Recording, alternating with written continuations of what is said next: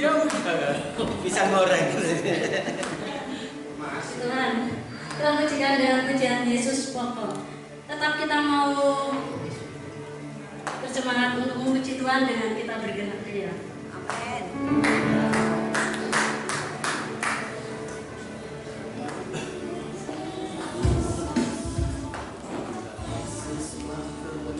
Saya versi baru ya.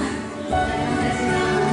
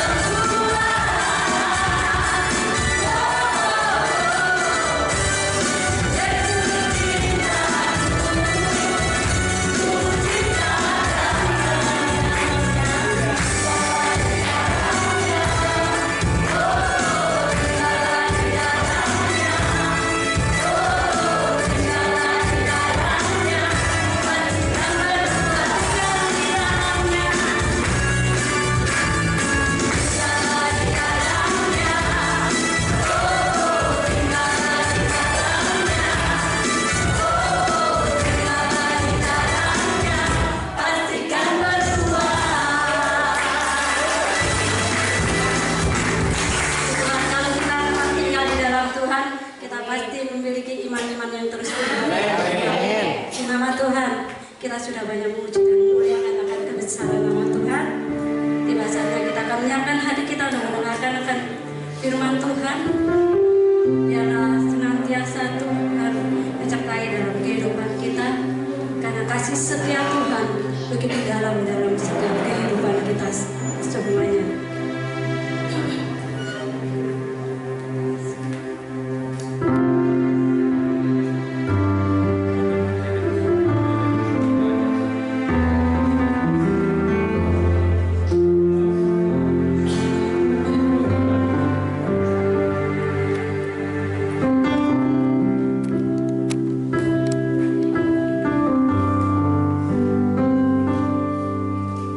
So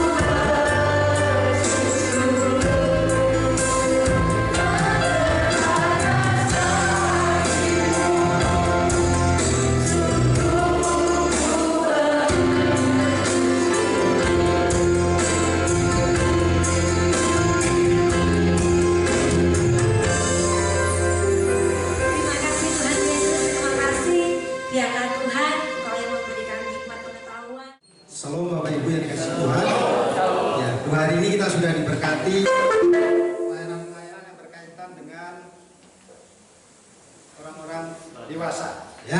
Jadi sekarang kita giliran untuk yang anak-anak ya. Saya senang melayani anak-anak karena anak-anak itu selalu gembira, tidak pernah sedih. Ya tadi lagunya tarian, menyanyi gembira.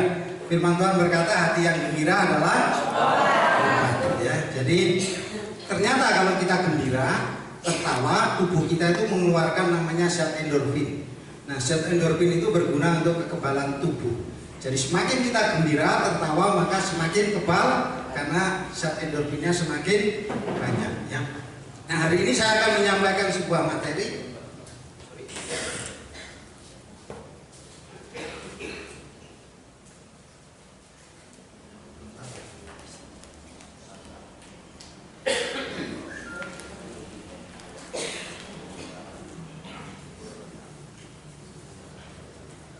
Ya, strategi penginjilan anak untuk penjangkauan jiwa dan pertumbuhan gereja.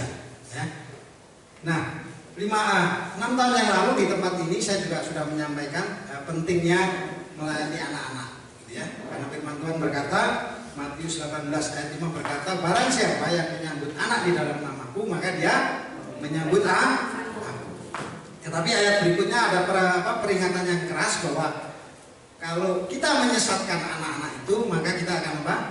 Dikalungi batu kilangan dan ditenggelamkan ke dalam lautan. Ya.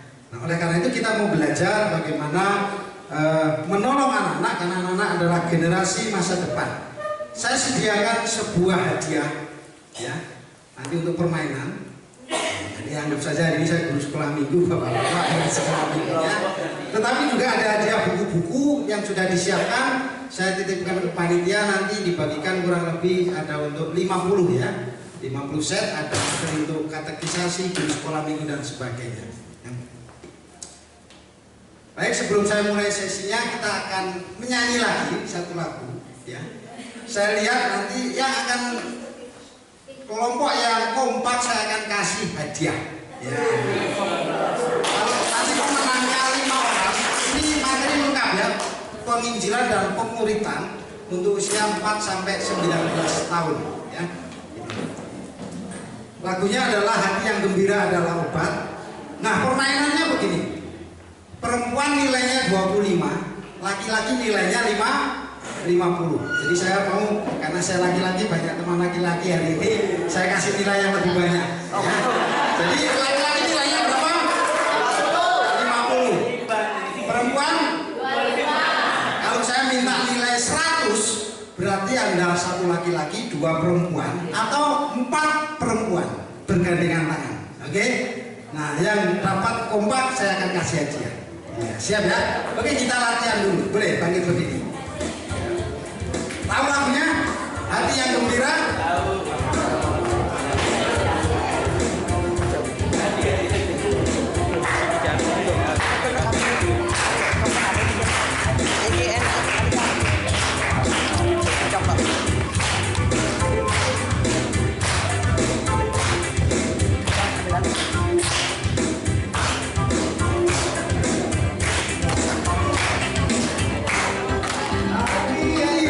yang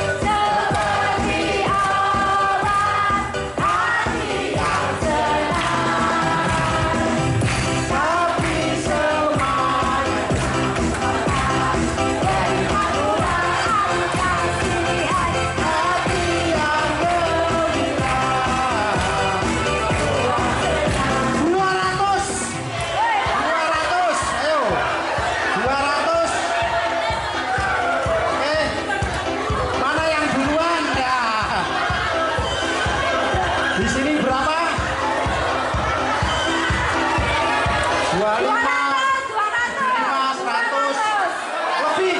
Ya, enggak. Enggak. Ini berapa? Enggak. Oh, lebih. Ya. Di sana Pak Matus yang itu. Oh ya, kelompoknya Pak Ipan yang menang. Oke.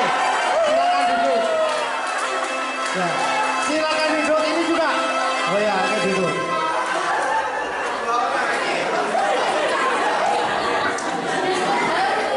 Silakan duduk. Oke. Jadi pemenangnya ada 2 kelompok. Semua masing-masing akan saya dapat hadiah kirimkan. Karena ini masih barangnya 1, maka yang lain menyusul. Ya, yang lain menyusul dan nanti minta alamatnya akan kami kirimkan. Yang jauh dulu ya. Oke.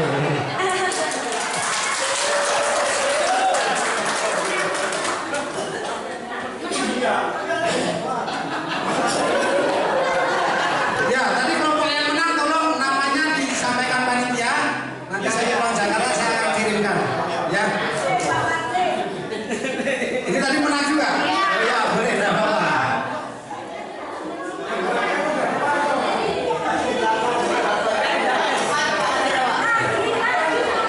Baik, Bapak Ibu, kita akan masuk sesi yang kedua ini.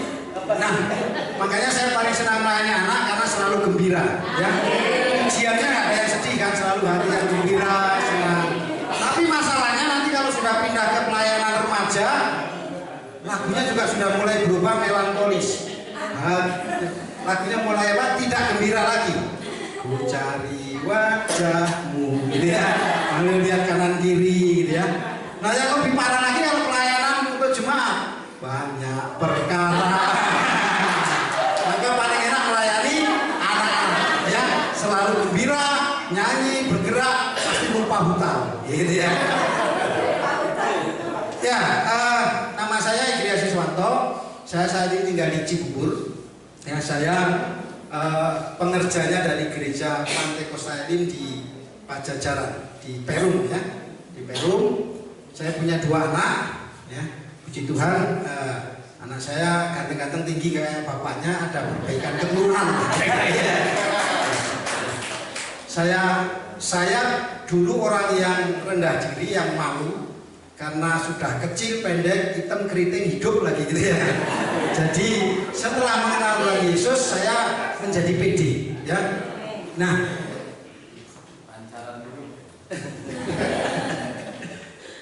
anak-anak di sekolah minggu kita banyak mengalami rendah diri karena kegemukan, kurus, karena tinggi, karena pendek gitu ya. Karena dunia mengajarkan nilai-nilai yang salah. Kalau di iklan-iklan YouTube, TV itu orang yang ganteng kan tinggi, terus kemudian perutnya itu kelihatan six-pack, ya, minum susunya Elmen, rokoknya Marlboro, mobilnya Jaguar, gitu ya. Nah, kalau yang perempuan rambutnya lurus, samponya Sunsilk, badannya langsing, susunya WRP, gitu ya.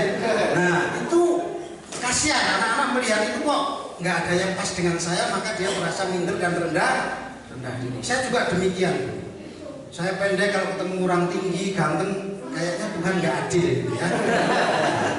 Tetapi saya baru tahu ternyata orang pendek banyak kelebihannya. Ya. Loh iya, kalau saya jalan sama Pak Matius yang tinggi, kalau ada petir nyambur yang disamber dia dulu. Saya aman ya gitu. Nah, pasti punya kelebihan, tapi nggak boleh sombong. Kalau ada banjir 2 meter, ya dia masih seraya kan, atau gitu. Jadi semua punya plus minus. Tetapi di dalam Tuhan kita berharga, gitu ya. Jadi oleh karena itu kita dorong anak-anak, kalau kamu rambutmu keriting, nggak usah minder. Ya, yang dari NTT saya katakan, kamu harus bangga. Orang Jakarta tuh mau keriting bayar 400.000, baru 3 bulan balik lagi ke lurus. Nah, Anda dikasih seumur hidup, Anda nggak perlu bayar. Ya. Jadi syukuri apa yang sudah Tuhan berikan, sehingga anak-anak kita memiliki kepercayaan diri yang tinggi. Ya. Nah, makanya kita ajarkan, nggak kayak ibu-ibu kan, dia nggak pede, alisnya dia kerok-kerok malah nggak tumbuh nanti gitu ya, bahaya. Ya, saat ini saya melayani di sebuah lembaga namanya Life Skip Indonesia. Lembaga ini berfokus kepada pelayanan anak, menolong anak-anak, gitu ya, menyiapkan materi, melakukan training, ya, dengan moto Children Today, Leader Tomorrow. Jadi hari ini anak-anak mereka nanti adalah pemimpin, ya. Nah, teman-teman di Jabodetabek mungkin sekali-sekali perlu saya jadwalkan, boleh bersaksi lah kepada anak-anak kami, menginspirasi, ya, bagaimana perjalanan menjadi seorang hamba Tuhan, ada pertobatan sehingga anak-anak bisa melihat dan meniru, ya. Nah, kami membuat taman baca, kemudian kami membuat tempat-tempat untuk menonton anak-anak, gitu ya, siapkan film-film, ya. Kemudian kami punya ikon, ya, Paman Dekit ini. Kemudian di sana mereka belajar bermain dan bernyanyi, ya. Dan kami punya kurang lebih sekarang ada 750 anak, gitu ya, yang seminggu 2 kali belajar, diajarkan bimbel dengan juga pelajaran rohani, ya. Goalnya adalah bagaimana membawa mereka mengenal Tuhan Yesus, ya. Nah, mereka di sana belajar bersama-sama, bertumbuh di dalam anugerah, bertumbuh di dalam pengampunan, bertumbuh di dalam doa, gitu ya, bertumbuh di dalam persekutuan, bertumbuh di dalam firman, gitu ya, bertumbuh juga di dalam kehendak Tuhan, sehingga mereka mengalami mengalami lahir baru, baptisan, juga mereka mengalami pemulihan hati Bapa, pelepasan, tertanam di gereja lokal dengan baik dan kuat. Dan saya percaya 15-20 tahun kemudian mereka akan jadi orang-orang hebat dan kita akan menuai, ya. Saya yakin dari 750 masa nggak ada yang jadi bupati sih, gitu kan. Nah, kalau jadi bupati kan paling tidak saya pertama yang ditelepon pelantikan, gitu ya. Baik, nah sebelum masuk materi berikutnya, mari kita saksikan video singkat, ya. Boleh suaranya sudah siap? Video singkat tentang bagaimana pentingnya melayani anak-anak, ya, dan memuridkan mereka. Kasar, tertawa, kami berlari dan bermain, bernyanyi, bercanda, terluka, Berbohong. Berkelahi. dan menangis. engkau melihat kami di rumah, Di sekolah, di mall, di jalanan, bahkan kami ada di gereja. kami adalah anak-anakmu Generasi muda. dan tanggung jawabmu. Suara dunia semakin melenturkan pengaruh gereja dan keluarga dalam kehidupan kami. Dan semakin sulit bagi kami untuk mendengar pesan firman Tuhan dan merasakan kasih Tuhan. Sekaranglah waktunya Untuk membangkitkan anak-anak dan generasi muda di dunia kita. Kami tidak membutuhkan banyak program. Kami tidak butuh banyak acara. Yang kami butuhkan adalah gereja masa kini. menjadi gereja antar generasi. Di mana kami dapat dikasihi dan dihargai. Dan supaya kami dilibatkan dalam komunitas gereja seutuhnya dengan tujuan mengembangkan potensi kami secara maksimal. Kami rindu memiliki kesempatan untuk melayani Tuhan Sesuai dengan kemampuan dan umur, talenta. dan karunia-karunia rohani yang kami miliki. Kami adalah murid Kristus yang siap dilatih. Tolong jangan menganggap rendah kami. Kami adalah gereja masa kini. Dan gereja masa depan. Apa yang akan terjadi jika engkau kehilangan kami? Engkau kehilangan kami. Engkau kehilangan kami. Engkau kehilangan kami. Engkau kehilangan kami. Engkau kehilangan kami. Engkau kehilangan kami. Engkau kehilangan kami. Engkau kehilangan kami. Engkau kehilangan kami. Engkau kehilangan kami. Engkau kehilangan kami. Harapan kami agar gereja Tuhan di Indonesia bangkit dan menjadikan kami prioritasnya. Bahwa setiap program pelayanan yang ada di gereja kami bekerja sama supaya anak-anak dan generasi muda dijadikan bagian dari komunitas iman kita. supaya keluarga kami dididik menjadi tempat yang sungguh bagi kami untuk bertumbuh sehat. Bahwa setiap kami diajarkan untuk mengenal Tuhan Yesus Kristus secara benar. Dan yang terpenting, muridkan kami. Generasi anak-anak muda di Indonesia dan di dunia. Maukah engkau melakukan hal apapun demi menjangkau kami? Maukah engkau mengajar kami bagaimana kami harus hidup? Maukah engkau mengambil waktu untuk membagikan Kristus kepada kami? Karena 10 tahun lagi, saya akan berumur 26 tahun. Karena 10 tahun lagi, saya akan berumur 19 tahun. Karena 10 tahun lagi, saya akan berumur 23 tahun. Saya akan berumur 19 tahun. Saya akan berumur 17 tahun. Saya akan berumur 19 tahun. Saya akan berumur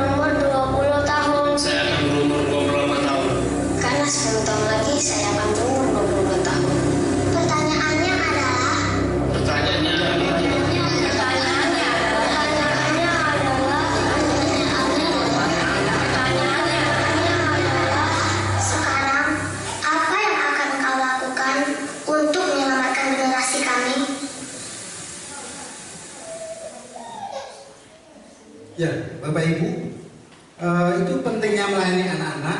Jadi pada waktu belum lama ini saya bersama-sama hamba-hamba Tuhan di dalam acara ulang tahun Majalah Bahana, kita sedang membahas satu visi untuk pelayanan ya.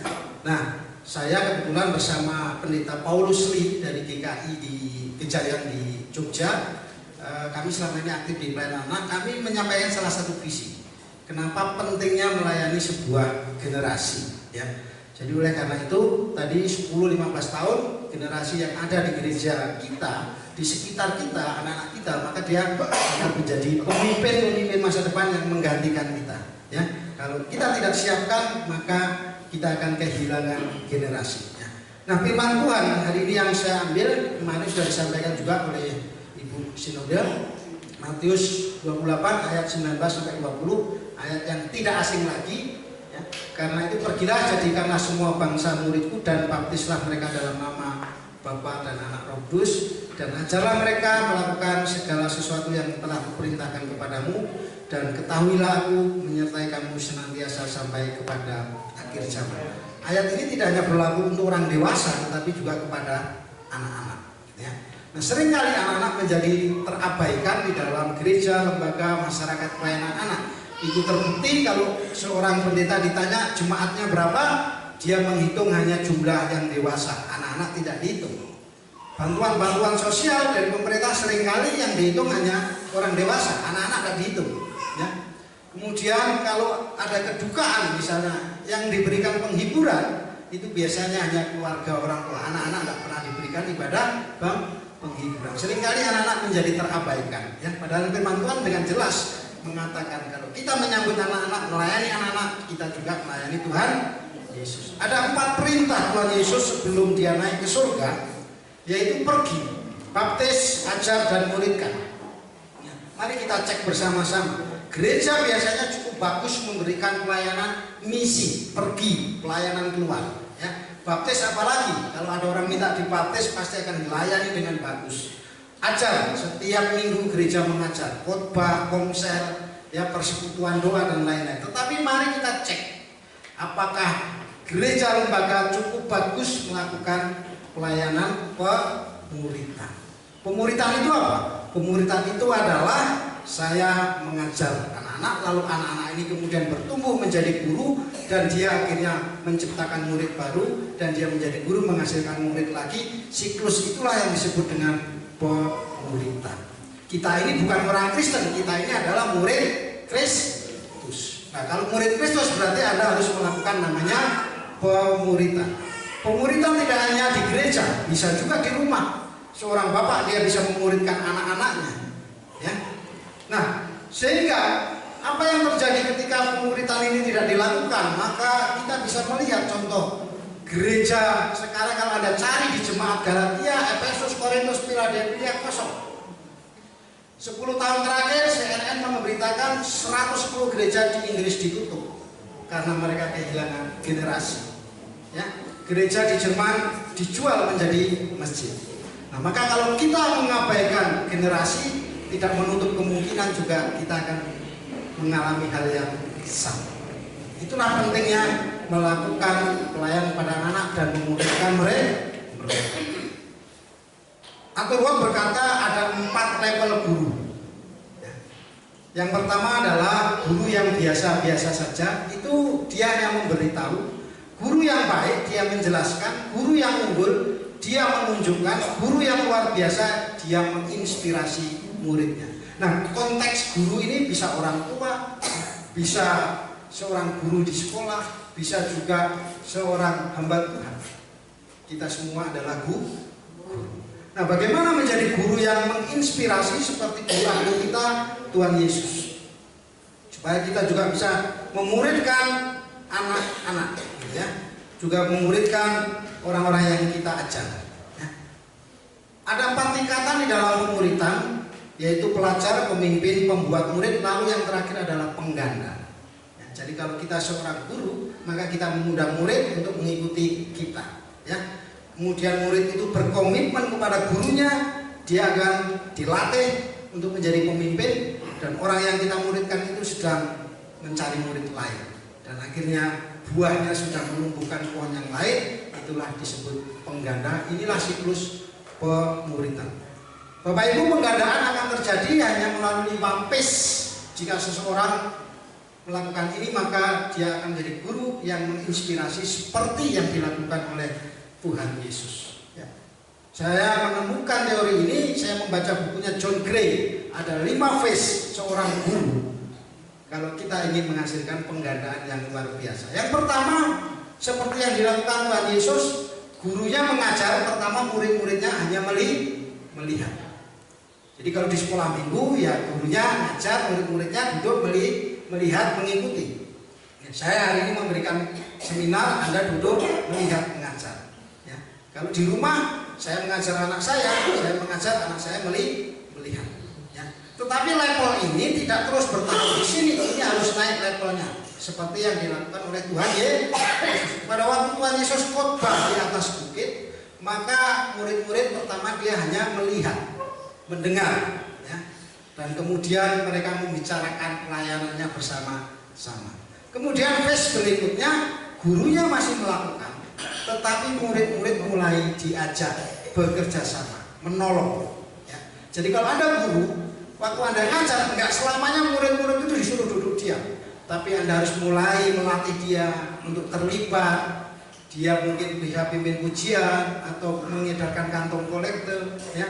Kalau di dalam keluarga Anda mengajar anak-anak mulai disuruh memimpin doa, ya. Kemudian dia juga bisa menyampaikan pokok-pokok doa. Levelnya lalu naik. Kalau tadi hanya melihat, sekarang murid-murid terlibat, ikut membagikan roti dan ikan. Tidak sampai di sini. Kemudian karena mereka sudah diberikan kesempatan, diberikan turut bersama-sama dilatih, maka sekarang gantian murid yang melakukan, guru yang menolong. Levelnya menjadi lebih naik, ya. Murid yang melakukan.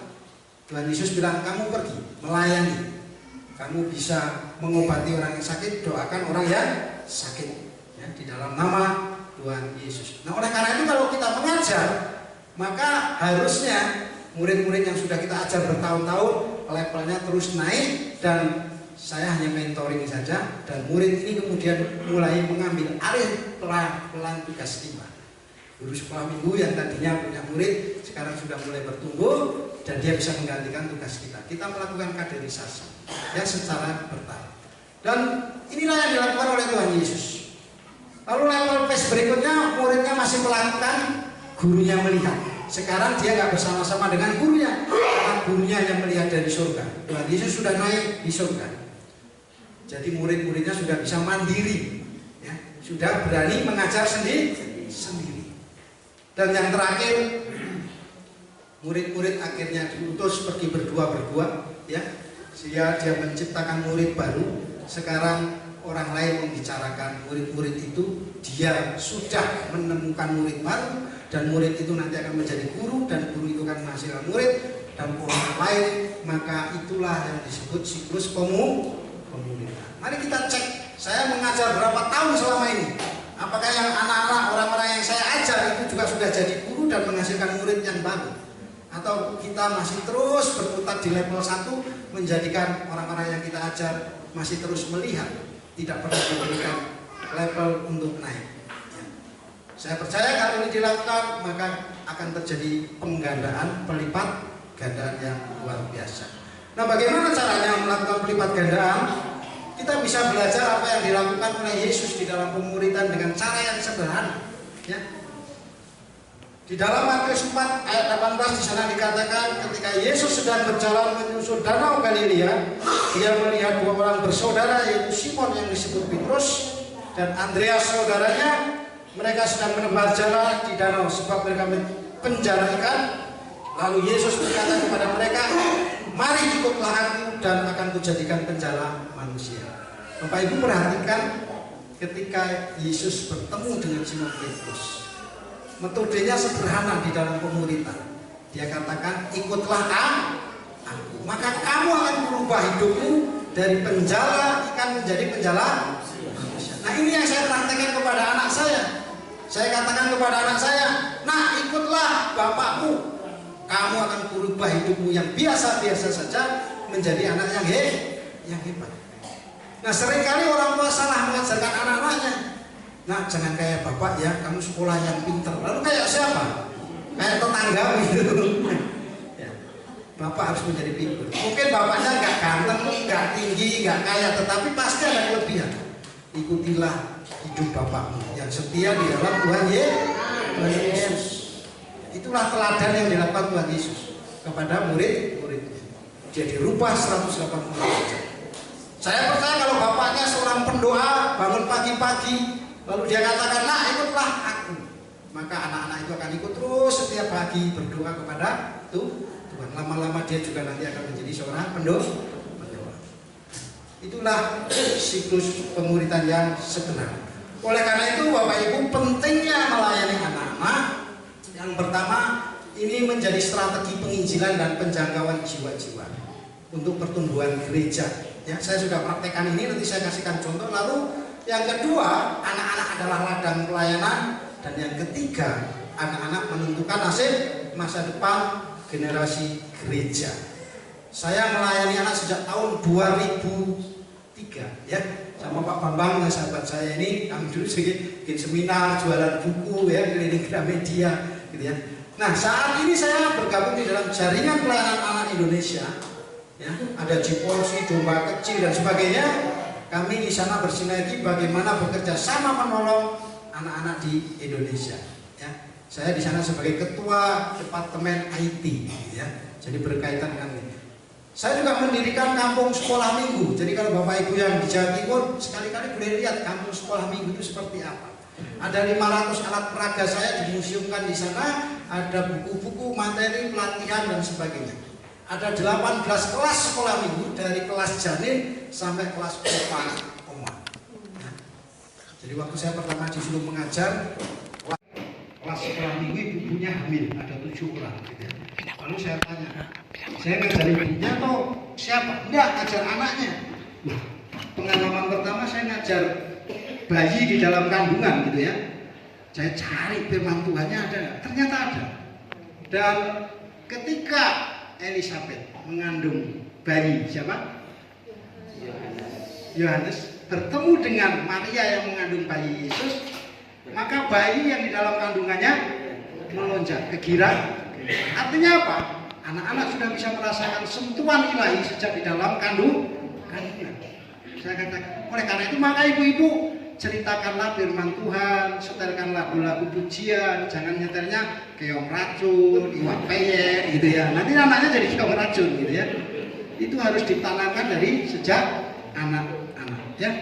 Nah, saya juga pernah menyelesaikan modul lanjutan. Jadi kalau Bapak Ibu yang pernah pakai film Superbook ya, saya mengetuai untuk penulisan modul Superbook lanjutan ya. Saya sempat dikontrak oleh CBN 1 tahun mengerjakan Superbook mulai modul lanjutan. Kan Superbook itu ada modul 1, 2, 3. Dalam satu modul itu ada 52 session dan setiap sessionnya itu bercerita tentang Joy, Krismu dan Kris gitu ya. Ada masalah, lalu Joy, Kris dan Krismu itu dia pergi ke masa lalu dia bertemu dengan tokoh-tokoh Alkitab, dia belajar di sana, dia mengetahui masalahnya, lalu dia kembali lagi. Nah, saya menggarap modul lanjutannya tentang mulai dari cerita Naaman, kemudian Musa dan seterusnya. Ya, contohnya misalnya tentang Daud seperti ini. Nah, ini contoh misalnya film Superbook-nya. Anda bisa dapat. Engkau ke dalam tanganku. Aku akan memberikan mayat tentaramu pada burung-burung di udara. Untuk itu bocah, aku akan membelahmu dan menggiling tulangmu jadi debu.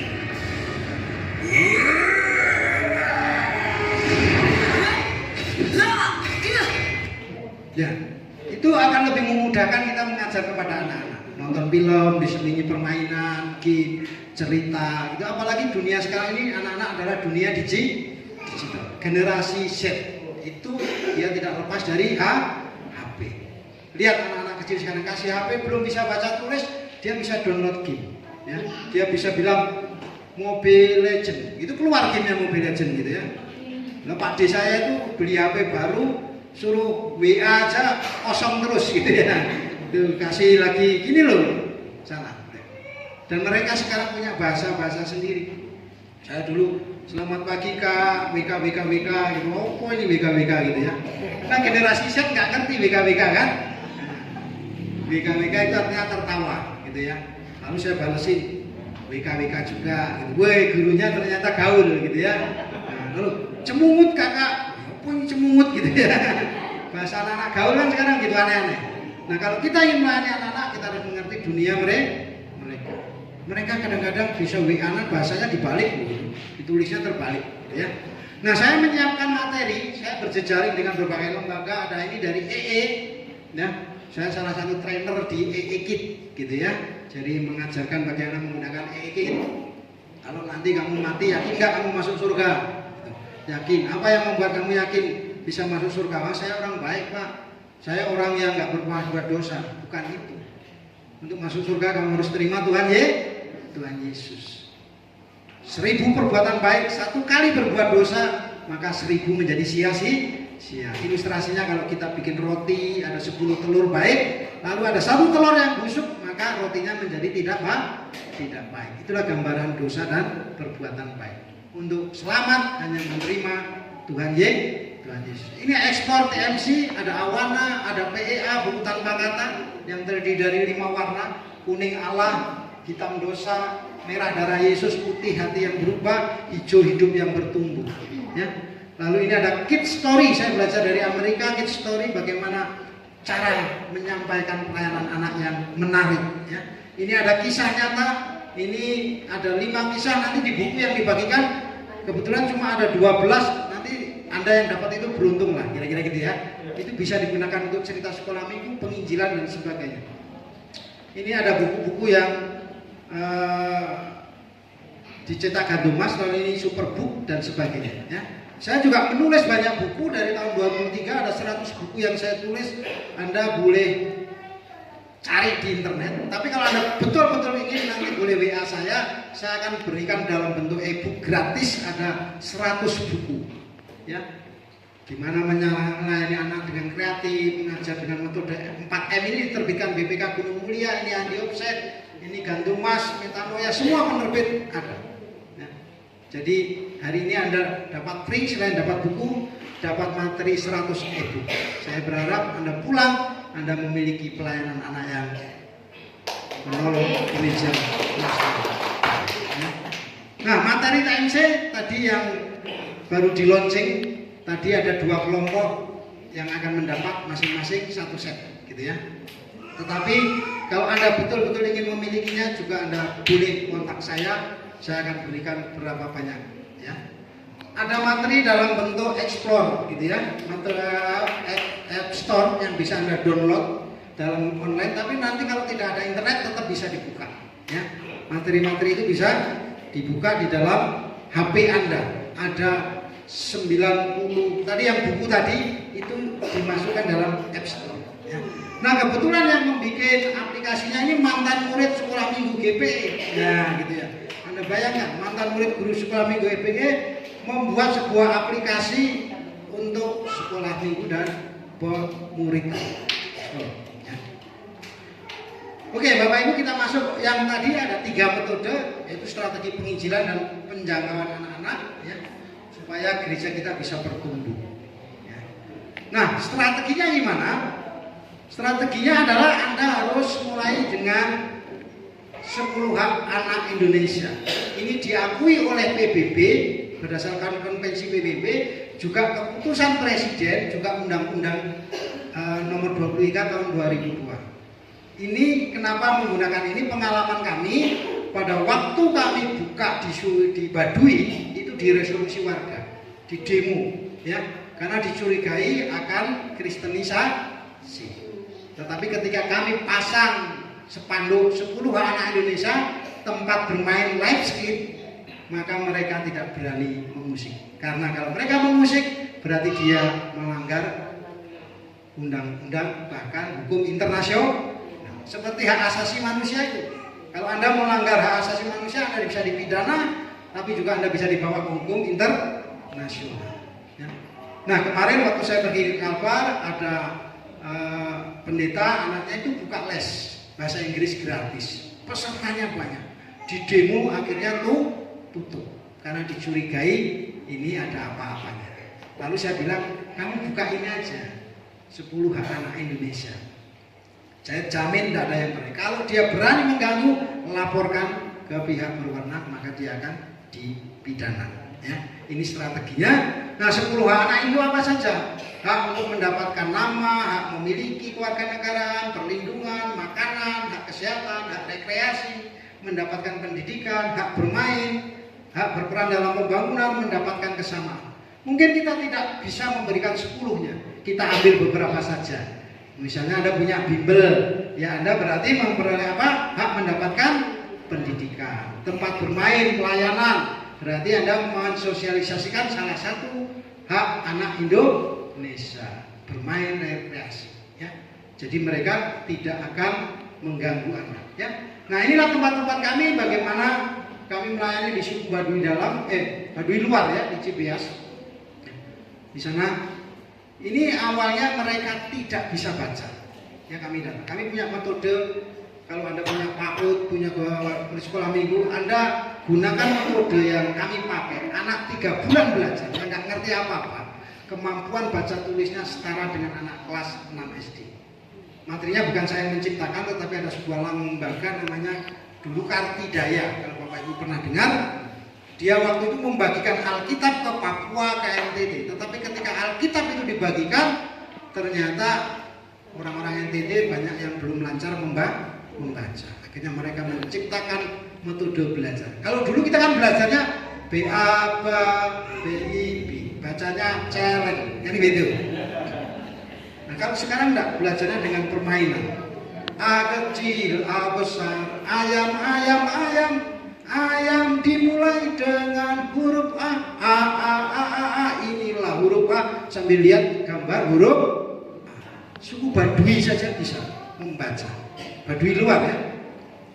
Lalu saya cerita, ada seorang anak bernama Amir. Amir dimulai huruf apa?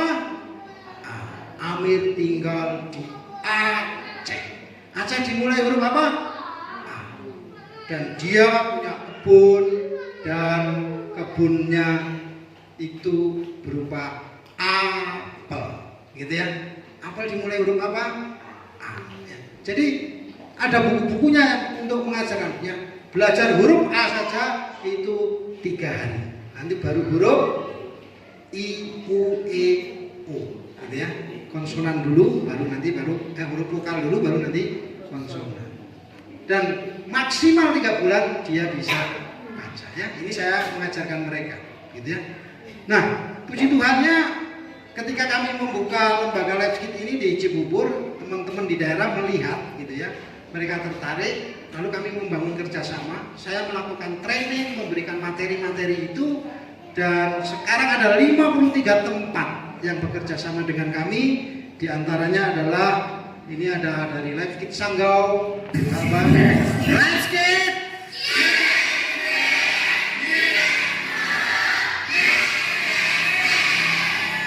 Ini foto kami ya. Terima kasih Leader Tomorrow. Bayangkan ini anak-anak ini. 10 tahun lagi dia akan menjadi remaja-remaja, 15 tahun lagi dia akan menjadi pemuda-pemuda dan sudah menjadi jemaat, gitu ya. Nah, ini di Ngabang, Kalbar, gitu ya. Bahkan kami di Bogor juga bikin untuk yang umum, yang muslim. Ya, khusus muslim kami mengajarkan bimbel tadi, mengajar di sana. Bahkan kami punya juga di Papua, di pedalaman di Sorong Selatan, di Tinambuan, kemudian juga ada di Manokwari ya. Saya punya akses dengan kepala suku di sana, gitu ya. Nah, kalau Anda cerita mengerikan gitu ya. Saya dikasih tunjuk video gitu ya. Bagaimana orang-orang dulu di pantai zamannya Soeharto, masukkan kontainer dibuang di laut gitu ya. Mereka masih memiliki dendam dan mereka tetap ingin merdeka. Padahal saya bilang, kan Pak Jokowi sudah membangun Papua dan sebagainya. Iya Pak, kami kalau ketemu pendatang memang kami selalu bilang baik, tapi luka kami belum bisa disembuhkan ya. Maka saya yakin dengan melalui generasi yang kita cucu otak, kita menangkan, maka keinginan merdeka itu tidak akan ada lagi. Itulah strategi bagaimana kita untuk melayani, memenangkan anak-anak mereka, gitu ya. Yang kedua, anak-anak itu adalah ladang pelayanan. Nah ini saatnya untuk mengenali potensi anak-anak kita. Karena firman Tuhan berkata dari mulut-mulut bayi-bayi dan anak-anak yang menyusu telah kau letakkan dasar kekuatan karena lawanmu untuk membungkam musuh dan pendendam. Jadi kalau anak-anak kita latih dari kecil, maka nanti dia bertumbuh, dia tidak gampang goyah imannya, bahkan dia tidak mudah dikalahkan oleh musuhnya. Bapak Ibu, saya sudah mencoba berbagai cara bagaimana menolong, memberitahu kepada gereja untuk pentingnya melayani anak-anak. Saya dari 2005 saya keliling ke NTT, ke Aceh, ke Papua, bagaimana generasi ini perlu diselamatkan. Ya. Ini di Kecamatan Polen, ya tahun lalu saya bagi buku, saya mengajar, menolong anak-anak, pentingnya anak-anak gitu ya. Di sana itu di Polen itu saya pagi-pagi dikasih sarapan cuma bubur. Itu cuma dari nasi saja, tidak ada garamnya disediakan di satu tempat. Padahal di situ ada bayam, ada sayur mayur. Gimana anak-anak mau pinter kalau dia tidak memiliki gizi? Padahal anak-anak NTT itu kalau dilatih, diberikan sentuhan, mereka akan menjadi orang yang hebat. Terbukti ada anak yang juara Olimpiade itu kan orang dari mana? NTT kan? Ya. Nah, saya pergi ke Rote, banyak anak-anak ini kalau diselamatkan, maka kita akan memiliki gereja yang kuat, anak-anak Tuhan yang kuat. Ya. Saya sering melayani di gereja Gemit. Nah, Anda bayangkan, saya orang Pantai Kosta tapi bisa melayani khotbah di Gemit itu nggak gampang, begitu ya. Karena untuk masuk gereja Gemit itu harus screeningnya berat gitu ya. Tetapi saya waktu itu bertemu dengan seorang hamba Tuhan bernamanya Bapak Pendeta Rais Kodat, itu adalah seniornya di NTT. Beliau yang merekomendasi dan saya bersama Pak Yani Manobi. Ya, kalau sekarang dia sudah viral ya, sudah terkenal lah. Dulu kami pelayanan, kalau saya KKR anak-anak, maka Pak Yani biasanya urusannya yang dewasa. Ya, kita masuk ke sekolah-sekolah di SMA, Rote dan sebagainya, bahkan di gereja GKS, Wai Ngapu, Wai Kabubak. Ya, belum lama saya juga ke Tua-Tua di Kupang. Ya, saya masuk di sekolah-sekolah di Soe. Ya, kemudian saya juga sempat mengisi di ibadah pagi pegawai negeri di Soe, di kantor Bupati. Begitu saya sampaikan pentingnya bagaimana generasi ini harus diselamatkan. Tidak hanya untuk bapak-bapak dan orang tua. Saya diberikan akses juga untuk beberapa hari mengajar di sekolah tinggi teologi. Kalau kamu ingin pelayanan, mulailah dari pelayanan anak. Kamu bisa mulai dari rambut ceria, bimbel dan sebagainya. Latih terus, maka dia akan bertumbuh. Ya. Belum lama saya pergi ke daerah Gemit, Lauk, Bauk, Polen di sana. Ya. Selalu saya sampaikan pentingnya melayani anak-anak. Gitu ya. Memberikan seminar parenting, Ban Timur di sini. Perlu ditolong, perlu istirahat cukup, makanan bergizi, ya, perlu apa? Perlu pendidikan, sehingga generasinya bisa berubah. Ya, karena kemiskinan, karena latar belakang, maka ada satu kampung itu diubah menjadi kampung Kristen di Ban Timur. Mereka membangun rumah-rumah Al-Quran dan sebagainya. Gitu ya. Lalu bagian yang terakhir, saya perlu diingatkan waktunya. Yang terakhir adalah anak-anak menentukan nasib masa depan generasi gereja. Saya berharap GPE nanti kita bisa bekerja sama, mulai dengan 2-3 anak melakukan pelayanan di sana. Bisa seminggu 2 kali, bisa seminggu sekali, putar film atau melakukan permainan, game dan sebagainya, sehingga nanti anak-anak mulai bertambah dan itu bisa bertumbuh di dalam Tuhan. Ya. Nah, Bapak Ibu, saya mau ceritakan kenapa gereja ini akan bertumbuh ketika mereka melakukan membina anak-anak 10-15 tahun ke depan. Ya. Saya baru lama ini bekerja sama dengan gereja Gapin di Kalbar. Ya. Saya 1 bulan di sana, saya melatih guru-gurunya. Gapin ini ada gereja pengabaran dan penginjilan Indonesia. Sinodenya ada di Sanggau. Sinodenya di Sanggau ya. Nah, kami membuat life kit, melatih mereka dan sebagainya. Saya coba memberikan upahan kepada pemuda remaja, ya. Pemuda remaja yang mau belajar IT boleh, ya. Nah, saya beruntung sebelum saya pelayanan, latar belakang saya sarjana komputer. Anak saya tadi itu lulusan UGM juga, dia dan Google, sempat magang di Google dan perusahaan mereka itu jago IT. Sekarang bekerja di Singapura sebagai programmer, membuat aplikasi-aplikasi, ya. Jadi Anda mau belajar kapan-kapan, kita bisa datangkan satu tim IT untuk melatih anak-anak muda bagaimana mengediting video, membuat digital marketing, membuat landing page, membuat website, ya. Bahkan sekarang hamba Tuhan saya ajari pakai ChatGPT. Ketik ChatGPT, buatkan saya khotbah, lalu keluar serut khotbahnya bagus, tinggal diperbaiki. Mahasiswa bikin skripsi dengan ChatGPT 5 menit jadi. Saya buat tesis itu tidak sampai 10 menit jadi. Ya, jadi nanti Bapak bisa coba buka Google, ketik ChatGPT, lalu Bapak ketikkan tolong buatkan khotbah, atau tolong buatkan materi sekolah minggu. Saya kemarin ke Kalbar ketemu ibu-ibu sibuk sekali, ngerjain apa? Saya pusing setiap hari harus membuat rencana pembelajaran harian karena dia seorang guru membuat RPH. Sekarang ibu ngajar apa? Saya ngajar matematika. Bu, buka ChatGPT, ketik saja, buatkan RPH matematika. Tek, nggak sampai 2 menit sudah keluar rapi semua. Ada materinya, waktunya dan sebagainya. Sekarang sudah zamannya AI, Artificial Intelligence, kecerdasan buatan. Ibu-ibu mau bikin bakso yang enak, ketik saja, buatkan bakso. Kalau di Google kan keluarnya macam-macam gitu ya. Tapi kalau di ChatGPT, buatkan bakso, maka nanti akan keluar bahannya apa, cara membuatnya apa. Kalau Anda masih penasaran, tanya lagi. Semakin Anda pintar nanyanya, semakin bagus jawabannya. Bahkan dikasih tahu tempat belinya di mana, jualnya di mana. Ya. Nah, oleh karena itu, mari kita terus menolong anak-anak. Dan di gereja Kapin ini ada satu tempat, itu ada anak-anaknya 1.400. Lalu saya ketemu dengan ketua wilayahnya, Pak Pendeta Thomas Edison. Pak Thomas, kalau Bapak menginjili atau penginjilan setahun dapat kira-kira 300 jiwa enggak? Wah, susah Pak, sekarang enggak mungkin. Dan sekarang ngapain capek-capek? Sekarang ada anak-anak 1.400 ini Bapak layani sungguh-sungguh. Saya yakin 10-15 tahun ke depan maka gereja Bapak sudah enggak muat. Oh ya, dia mulai terbuka dan akhirnya saya melakukan kerjasama, training, membina bagaimana melayani anak-anak, ya. Bahkan saya memberikan bagaimana pencerahan kepada bapak-bapak, pentingnya menolong anak-anak, ya. Kepada ibu-ibunya juga, gitu ya.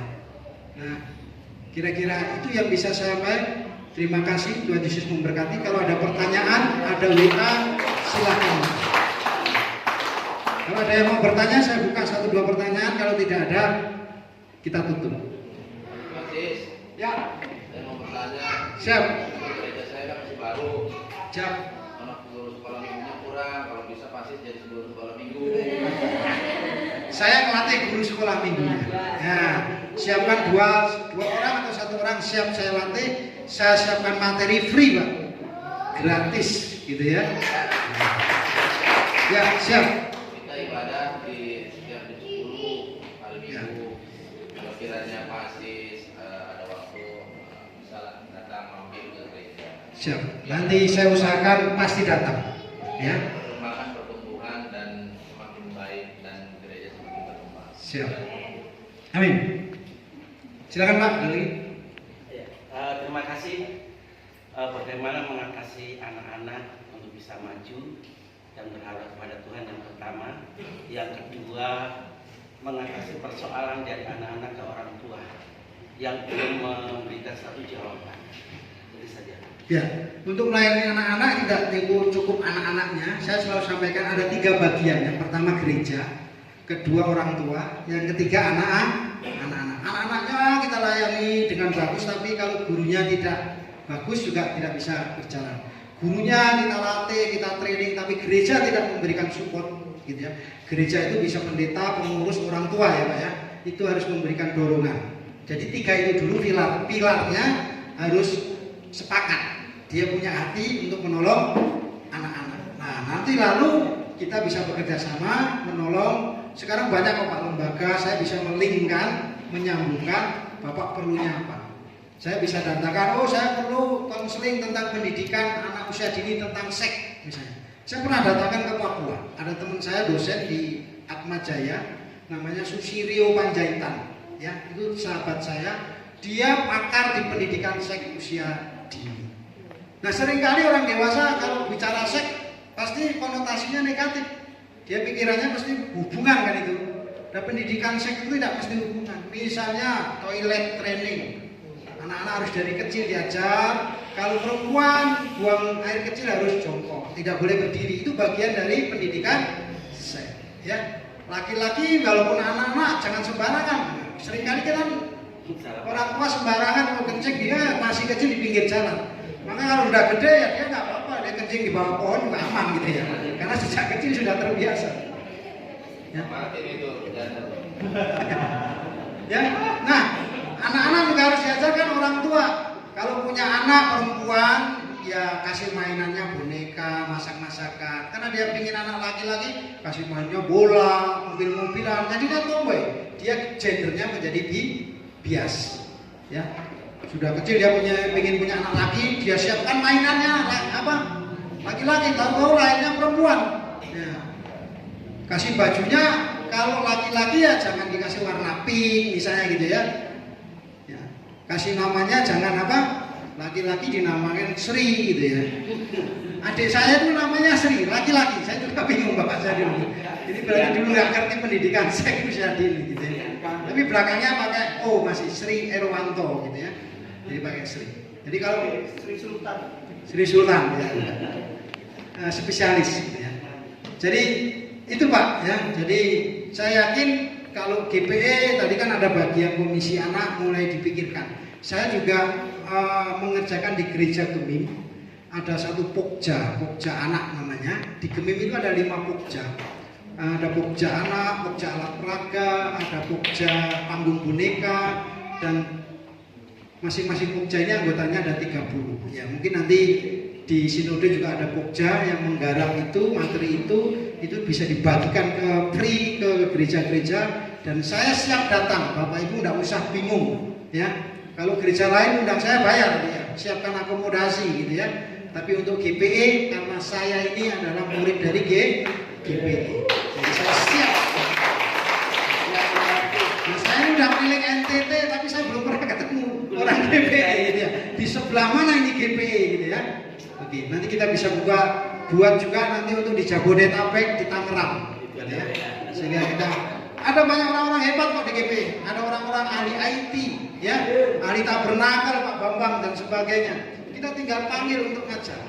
Cuma masalahnya selama ini komunikasi kita kurang bagus. Nah, kita sekarang perbarui komunikasi kita dengan baik. Kita bisa membangun jejaring, bekerja sama untuk bertumbuh bersama.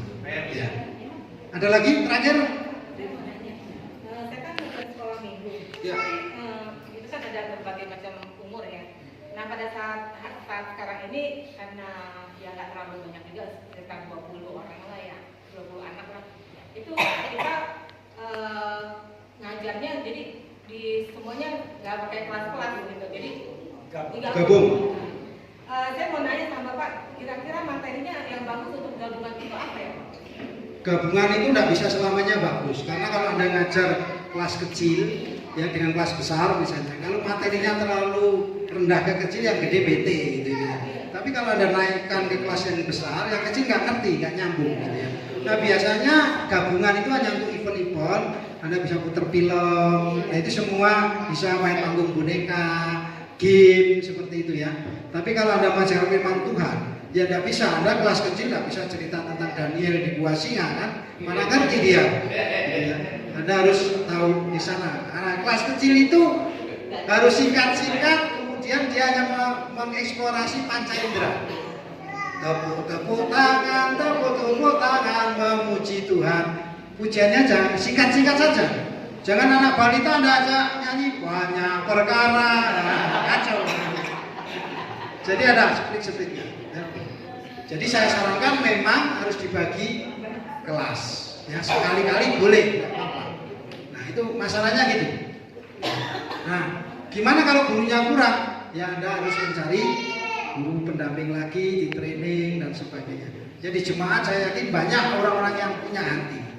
Bapak Ibu, saya punya pengalaman kalau Bapak Ibu pernah ke GBI Waingapu, ada gereja besar di sana. Itu waktu itu muridnya 300, gurunya hanya 3. Mereka kewalahan. Lalu bagaimana? Saya bikin kamu data orang anak-anak sekolah minggu, lalu orang tuanya saya kasih jadwal sebulan sekali. Kalau muridnya banyak, dia kebagian 3 bulan sekali malah. Untuk apa? Menjaga anaknya sendiri di sekolah minggu itu. Dan waktu mereka ikut di sekolah minggu, duduk melihat pelayanan anak-anak, dia ditangkap oleh Roh Kudus. Dia kemudian tertarik untuk menjadi guru sekolah. Di situ Anda ajar, Anda bina, maka dia akan menjadi orang-orang yang baik. Nah, gereja biasanya kesulitan selalu pakai anak muda. Begitu dia sudah ikut seminar, pintar, nanti dia kuliah, menikah, pindah tempat, gereja akan kehilangan itu, menciptakan itu. Cari saja dari jemaat-jemaat itu.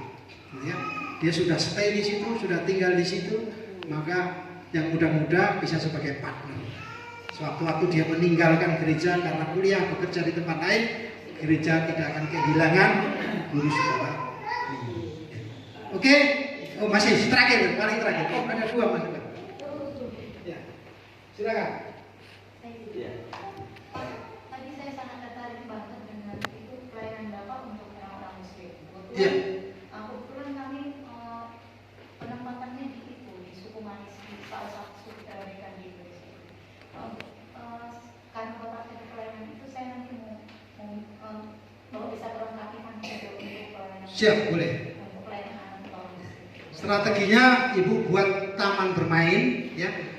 Kalau tidak ada gereja, Bapak Ibu boleh pakai teras rumah, orang yang boleh dipakai. Kalau teras rumah tidak ada, pakai di bawah pohon, tidak ada masalah. Ada teman kami di NTT di bawah pohon, anak-anak tetap datang banyak, ya. Main game, permainan, ujian, ada banyak alat peraga yang menarik anak-anak. Gitu ya. Anak-anak itu ingat dunianya adalah dunia bermain. Kalau Anda mengajar dengan dunia bermain, maka mereka akan senang. Ya. Saya pernah jadi guru TK 4 tahun di kelas KBK, kelompok bermain kecil. Saya waktu masuk itu lalu saya bilang gini, anak-anak, hari ini kita nggak belajar ya, kita mau bermain. Langsung apa? Hore! Perubahan kata belajar menjadi bermain saja sudah membuat anak-anak gembira. Ya. Perhatikan kalau dia pegang penggaris di sekolah itu, cut, dia bilang apa? Pedang. Dia pegang gayung di kamar mandi, dia bilang apa? Pesawat. Di tempat tidur dia naik guling, wah, ditanya sedang naik apa Pak? Naik kuda. Jadi imajinasinya harus Anda bisa seperti anak-anak. Ya. Saya terakhir saya tanya, Bapak Ibu masih ingat lagu Balonku Ada 5? Itu diajarkan berapa tahun yang lalu? Puluhan tahun yang lalu ya. Pertanyaannya kenapa masih ingat? Karena dia tinggal di otak kita yang namanya long term memory. Otak kita itu ada 3 ruang, register memory, short term memory, long term memory. Nah, kalau kita memberikan pengajaran kepada anak-anak tinggal di dalam otak yang namanya long term memory, dia akan tinggal seumur hidupnya. Kalau Anda saya tanya, guru Anda masih ingat nggak kelas 1 SD? Anda mesti agak mikir, oh ingat, itu yang galak, misalnya gitu kan. Itu namanya dia masuk di dalam ruang short term memory. Tapi kalau register memory, hari ini diajar, kemudian hilang. Karena apa? Kemampuan anak-anak itu 3 kali lebih dibandingkan orang tua dalam menampung, menangkap data. Jadi kalau Anda ngajar kecepatannya 100, itu ya adik-adik, hari ini kita mau belajar dengan firman Tuhan, cerita Sakeus, anak-anak itu 500, bus gitu. Maka yang 400 menjadi kosong. Sambil dengerin dia mikirnya apa? Film Naruto itu bagus ya, bakso di situ enak gitu ya. Jadi pulang sekolah minggu lupa yang 100 tadi, ya. Kalau zaman saya itu memang IQ-nya masih slow kan. Lihat zaman TPRI itu kalau iklan, mobilnya lewat, buka pintu, orangnya keluar, lambat sekali. Tapi lihat film kartun sekarang, push, cuma gambar asap aja, anak-anak bisa cerita, ini mobil formula kecepatan 500 km gitu ya. Itu imajinasi mereka, beda-beda. Cuma, nah sekarang kalau Anda ingin tahu, nonton film SpongeBob dengan anak-anak, kalau Anda pusing berarti Anda belum menjiwai dunia anak-anak. Saya pertama nonton itu pusing, anak-anak saya itu bisa ketawa kayak suruh, wah, halo Patrick, kamu lagi di mana? Oh, saya ada di, gitu ya. Ini Patrick nyelam di air, kemudian dia bisa tertawa, pusing saya lihat. Saya coba main game, saya mau ditendang 3 kali duluan gitu ya, karena memang refleks dan IQ-nya gitu ya. Nah oleh karena itu kita harus memahami generasi Z, generasi digital. Oke, terima kasih, Tuhan Yesus memberkati. Nanti kalau ada pertanyaan boleh ke WA, boleh telepon ya. Oke, saya kembalikan ke Pak Menteri.